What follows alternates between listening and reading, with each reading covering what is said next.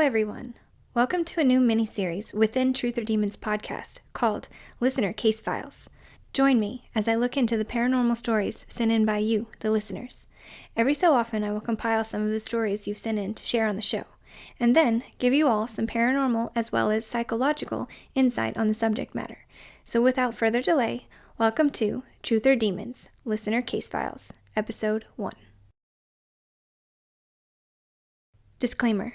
The following stories contain subject matter that may contain demons, demonic possession, demonic presence, hauntings, and uncomfortable topics related. I am not a licensed psychiatrist or a parapsychologist. The sources for the information I will share will be cited in the show notes for your reference.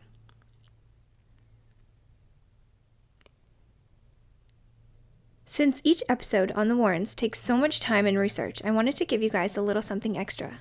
I started this podcast because I wanted to put more effort into researching and learning about the paranormal. It's always been an interest, and I've always had an urge to further pursue it. Thanks to podcasting, I found a way to do that. So while I pick apart and fact-check the Warrens, I want to throw in some outside true and creepy tales from you lovely listeners. You're all here because you have some kind of interest in the paranormal. So, please, will you join me as I retell some of your spooky stories? The following stories are presented to me as true. They are personal stories from listeners and entrusted to me to retell. And here we go. This first story comes from me. I figured I'd get things started and share a little story about one of my own experiences. When I was about 13 and my brother 9, we moved into a new house with our mom and stepdad. We loved the house. I especially loved it because it had this obnoxious purple carpet. We were so thrilled to be in a new house, in a new place, and we couldn't wait to make friends. There were a lot of kids that lived on our street that we met and made friends with quickly. And every day we played with them outside until dark when our mom said it was time to come in. The rule was to be in every night before the sun went down. One night, we were playing in a friend's yard about a block from our house. Suddenly, we hear our mom yelling at us to get our butts back in the house right now. We were so confused. It wasn't quite sundown, and we hadn't done anything to make our mom mad that we knew of. But she definitely sounded pissed. So we go running back home as quick as we can and burst through the door, and there's our mom, and she's livid. She starts yelling at us to quit running in and out of the house. It was driving her crazy. We knew this drove her crazy. We weren't supposed to run in and out and slam the door, so mostly we tried not to. And we definitely didn't do it this day. We looked at each other and go to protest, and she cuts us off and says, "And quit messing with the blinds." She was fuming. Then she turned around and stomped off. We both looked at each other and then turned around to look at the blinds behind us. They were just normal plastic blinds, but they came with the house and it was a rental, so we were under very strict orders to not tear them up. As we turned to look in dumbfounded silence and utter fear, the blinds were swaying side to side like someone had just swung them. I love that story so much. I have so many from growing up, but that one sticks out a lot for me, because it was a shared experience with my little brother. There's a lot of speculation behind mischievous hauntings in homes with adolescent children. According to Ed and many other paranormal investigators, teenage girls are commonly found in homes with activity like this. They say the energy and turmoil within teenage girls really amplifies and manifests in weird ways sometimes, and one of these ways is said to be as a poltergeist. I'm not sure I agree with the gusto in which Ed Warren believes the idea that teenage girls are the sole reason poltergeists come to homes, but it's not uncommon to find teenagers present during hauntings. However, it's not uncommon to catch teenagers pulling pranks either. Just giving both perspectives, I know this particular incident I experienced with my brother wasn't a prank pulled by either of us. Okay, for this second story, the sender is asked to remain anonymous. Here's what she wrote in. I was at a friend's house down the street for a sleepover. Being silly 5th or 6th grade girls, we went into the bathroom and turned off all the lights and did the Bell Witch chant. We were home alone and it was in the afternoon, so not at all scary, but in the dark bathroom, we saw a black face. That was enough to spook us, and we quickly ran out. I even went home that night because I was spooked. The next day, we both woke up with scratches, in the same place, same cheek, across our faces. Ooh, I know I had quite a few sleepovers like this growing up. We didn't always get the results we wanted, but we always scared the crap out of ourselves, especially with the mirror games. I'd never heard of the Bell Witch chant before, so I decided to look it up and see if I could find any origins on it. Here's what I found.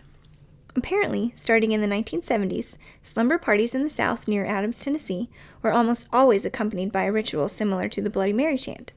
Kids would chant, "I don't believe in the Bell Witch," 3 times in the mirror, hoping to invoke the reflection of the Bell Witch next to their own. This rite of passage for kids in the South is accompanied by some of the most popular folklore from Tennessee. The story of the Bell Witch and the havoc she wreaked on the Bell family has been told all over the world.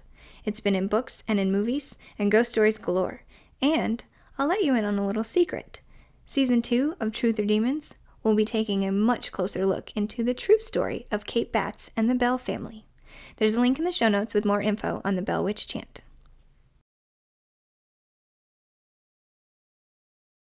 The third story comes from Courtney. Courtney and I have been friends since we were 13, and I have never heard this story. It's such a good one. Here's her story. My paternal grandfather was in the hospital for heart surgery. He was relatively healthy and relatively young, so there were no major concerns here. I was spending the night at my maternal grandmother's that night and had plans to go see him the next day. That night I had a dream he was in the kitchen of my grandparents' lake house, cooking like he loved to do.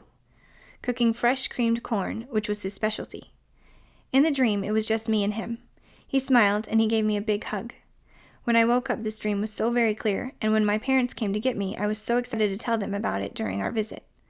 Turns out, despite no complications, he passed in the middle of the night, that night. I look at this dream now as his goodbye.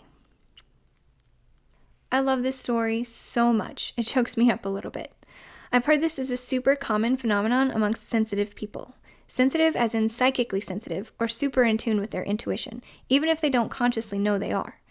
What a beautiful thing to have such a connection with someone you love that they'd visit you on their way to the next life.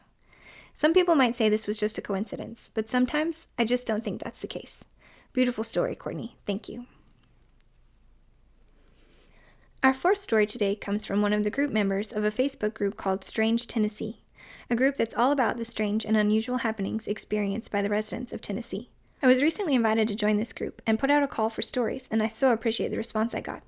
The following story comes from one of the people in this super awesome group, and if you want to learn more about the haunted side of Tennessee, be sure and check out this Facebook group, Strange Tennessee. Highly recommend for some really cool stories and pictures. Okay, this story comes from Tommy Hill. Here's his story. Okay, well this took place in 2010.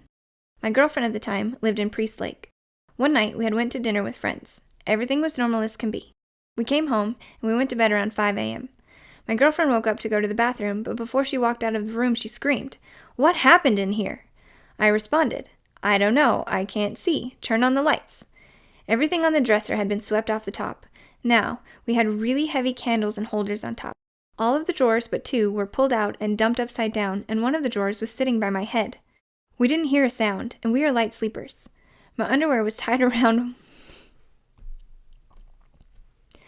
my right ankle, and I had 3 scratch marks on my inner right thigh. I took a picture of the room. The TV was in the background, and well, you could see a face in the TV. They were wearing a hat. Well, my girlfriend had bought some shoes at a thrift store that day. A friend of ours that practices Wicca told her the shoes were the cause of this. We took them outside, put a circle of salt around them for 24 hours, and then we got rid of them. Nothing else happened in that house. We moved to a new one down the road. Things happened there, but nothing harmful. I have lived with something all my life, even when I was a kid. This is a true story that happened to me. I have more, and I will share them if you want. So this story has a couple things that are seen pretty often in paranormal research. The Hat Man or Shadow Man, and haunted objects. The Hat Man has many theories of his existence and purpose. Some think it's an evil presence, and some think it's benevolent in nature. Some people believe this entity is also associated with sleep paralysis. There are scientific explanations for seeing the Hat Man or shadow people, including physical conditions in your body that are a result of emotional reaction, i.e., being scared awake, the fear and sleep paralysis itself, and your eyes playing tricks on you as you try to adjust to the darkness upon first waking. Also, sleep deprivation has been suggested to be a cause of seeing the Hat Man or shadow person. It is also suggested heavy drug use or drinking can alter the conscious enough to think that you're seeing this shadow person. This is reinforced by the media that is created in abundance surrounding these nightmarish experiences. The human mind is a tricky thing. Mental illness, such as schizophrenia, have been known to be associated with seeing things like shadow people or the Hat Man as well. As far as the paranormal explanation goes for the Hat Man, not many people have one. People really don't know what it is. Now, as far as haunted objects go, I have heard so many stories where people bring home thrifted items and end up inviting in things they didn't mean to. Some truly believe items carry this type of entity or energy, and it can wreak havoc on someone's life, causing hauntings, bad luck, and other seemingly paranormal occurrences. Others believe there is a psychological explanation for this phenomena, and it's called anomalistic psychology. According to this idea, paranormal activity can be explained with the psychological and physical factors associated with the occurrence. There have been many publications over the years chock full of rational explanations for supposed paranormal experiences. This is why it's so hard for some people to believe in these things. A lot of people turn to rational thought over most anything else. Ed's father even said, "There's a logical reason for everything." Yet, he never gave Ed any logical reasons. Thank you for your story, Tommy. And the final story for this episode of Listener Case Files comes from Jeremy. My freshman year of high school, second semester, we moved into this 4-bedroom, 1-bath, 100-plus-year-old plantation house. It was 2005. Everything about this place was just off. It's located somewhere in Shelbyville, Tennessee, right across the street from this old swamp. The swamp was all right. All it did was just add to the creepiness. The kitchen was the only normal-looking room in the house, but only because it was remodeled. There were 2 bedrooms upstairs. One of the rooms were mine, but the one across the hall from me didn't even have a full wall. Was missing, exposing one of the 4 attics in the house. You couldn't see much of anything because the house was so dark, even during the day, unless you used a flashlight. It had a bunch of old boxes that none of us bothered to crawl in and see what was in them. The half wall had all these old yellow torn newspapers glued to it, covering the entire half of the wall that dated back to the 1930s and the 1940s.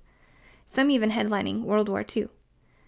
The window sill trims upstairs, including my bedroom, were covered in nothing but ladybugs.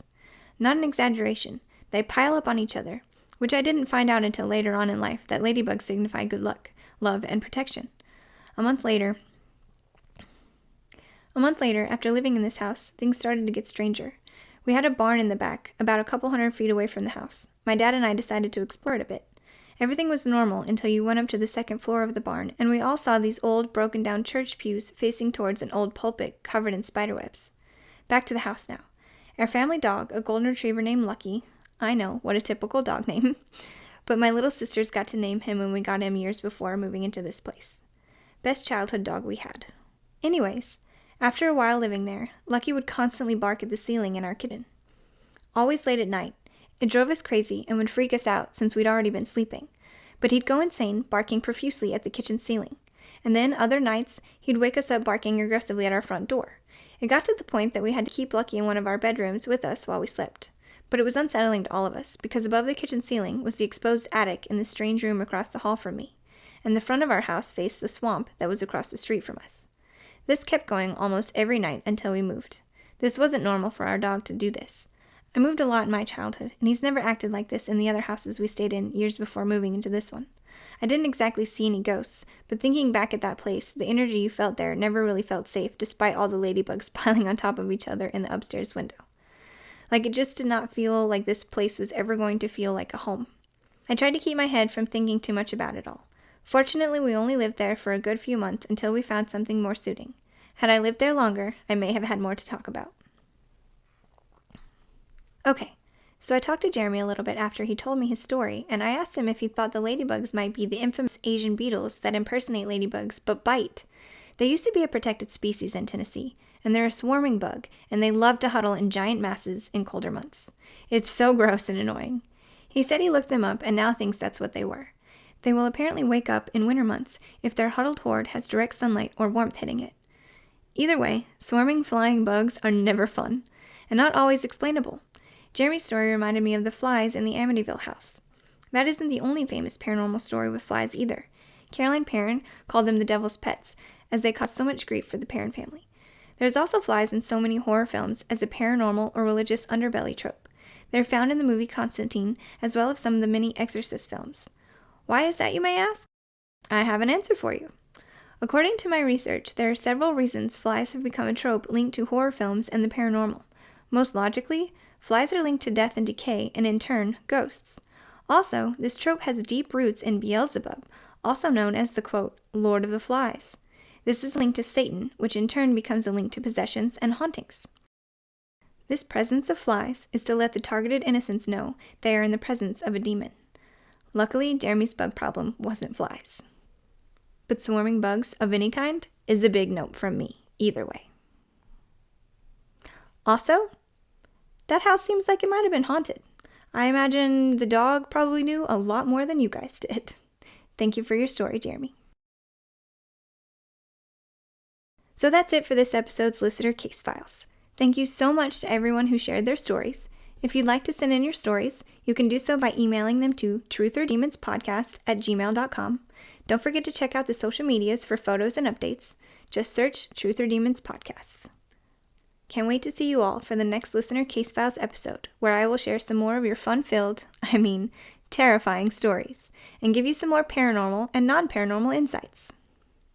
Until next time.